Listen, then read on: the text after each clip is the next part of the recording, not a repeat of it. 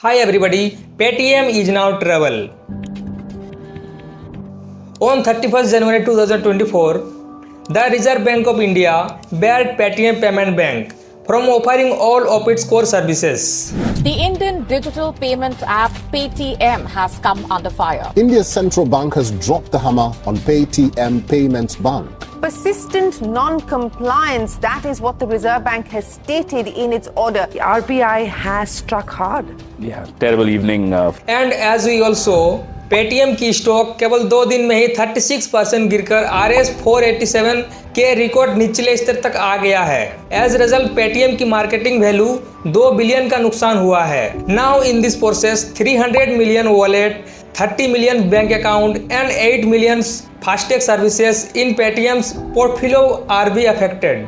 और इससे भी बुरी बात यह है कि यह पहली बार नहीं है कि आरबीआई ने पेटीएम पर प्रतिबंध लगाया। इससे पहले भी आरबीआई ने पेटीएम पर प्रतिबंध लगा चुका था। यदि आप केन के इस चार्ट को देखें तो आरबीआई ने 2018 से लेकर 2022 में पेटीएम पेमेंट बैंक को नए उपयोगकर्ताओं को शामिल करने से प्रतिबंध कर दिया है।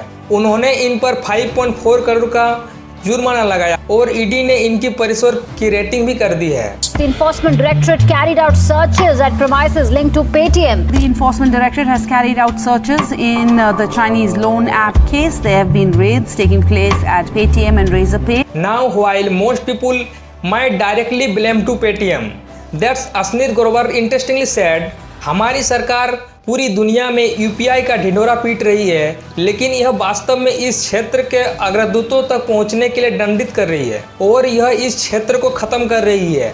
तो एक तरफ जहां हम एक मजबूत आरबीआई की ओर देख रहे हैं जो नियमों का उल्लंघन करने वाले सबसे बड़े खिलाड़ियों को प्रतिबंधित कर रहा है, वही विदेशी निवेशक भारत को एक एंटी स्टार्टअप इकोसिस्टम के रूप में देख सकते हैं। तो आइए इस एपिसोड के माध्यम से हम लोग समझने की कोशिश करेंगे कि आरबीआई पेटीएम के प्रति इतना कठोर क्यों है और उन्होंने क्या ऐसा गलती किया है जो अभी प्रतिबंध किया जा रहा है। और अगर आप पेटीएम का यूपीआई और फास्टैग इस्तेमाल करते हैं तो आपका क्या प्रभाव पड़ेगा और क्या पेटीएम इस दुर्घटना से बच सकता है, इन सब चीज़ों का इस एपिसोड में डीपली एक्सप्लेन करेंगे।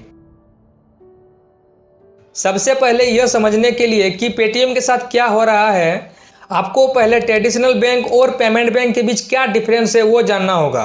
दरअसल पेमेंट बैंक ट्रेडिशनल बैंक का ही एक सिंपलेस्ट फॉर्म है जहां पर कुछ ही सीमित कार्यों को किया जाता है। अगर बात करें पेटीएम के मामले में, जिसमें हम लोग मैक्सिमम 2 लाख स्टोर कर सकते हैं और डेबिट कार्ड का उपयोग करके हम लोग लेन देन और डिपॉजिट कर सकते हैं, लेकिन जब आप इसे जमा करते हैं तो यह सीधा पेटीएम में जमा नहीं होता है और यहीं पर एक सीमा आती है। तो पेटीएम क्या करता है इसे, ये आपके पैसा को इंडस बैंक जैसे भागीदारी बैंक के साथ सावधि जमा में ट्रांसफर कर देगा और फिर इंडस बैंक आपकी जमा राशि पर जो ब्याज उत्पन्न होगा वो आपको यानी ग्राहक को दे देगा। और ठीक इसी तरह ऋण या क्रेडिट कार्ड के लिए भी लागू होती है। और जैसे आपकी एफडी के लिए, वैसे ही वह किसी थर्ड पार्टी लोगों के साथ साझेदारी करता है और क्रेडिट कार्ड डिस्ट्रीब्यूट करता है। लेकिन पेटीएम के मामले में उन्होंने व्यक्तिगत ऋण के लिए आदित्य बिरला फाइनेंस कैपिटल और टाटा कैपिटल के साथ साझेदारी की है। तो ट्रेडिशनल बैंक और पेमेंट बैंक के बीच यही अंतर था। नाउ इन द एपिसोड, अभी जो पेटीएम की कंडीशन है, 29 फरवरी तक पेटीएम पेमेंट बैंक नई जमा राशि नहीं ले पाएगा और वॉलेट, फास्टैग और यूपीआई फैसिलिटी से भी लेन देन की अनुमति नहीं होगी। So the question is why UPI and FASTag facility being affected. Well, इसे समझने के लिए आपकी यूपीआई फैसिलिटी किस टेक्नोलॉजी पर काम करती है इसे समझते हैं। जब आप एक क्यूआर कोड स्कैन करते हैं और अपने फ्रूट वाला या फिर किसी को भी ट्रांसफ़र करते हैं तो वर्चुअल पैसा आपके बैंक खाते से पेटीएम के माध्यम से एक नोडल अकाउंट में ट्रांसफ़र होती है और ट्रांजैक्शन की कंफर्मेशन के लिए किसी मर्चेंट यानी व्यापारी को भेज दी जाती है और फिर लगभग 24 घंटा के अंदर ही पैसा वास्तव में फ्रूट वाला को ट्रांसफ़र कर दिया जाता है।